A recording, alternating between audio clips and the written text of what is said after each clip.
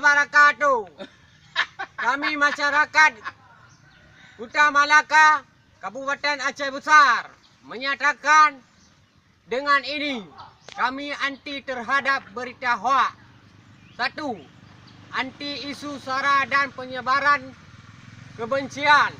2. Mendukung Polri dalam penegakan hukum terhadap pelaku hoak, non-hoak, non-sara. Indonesia damai.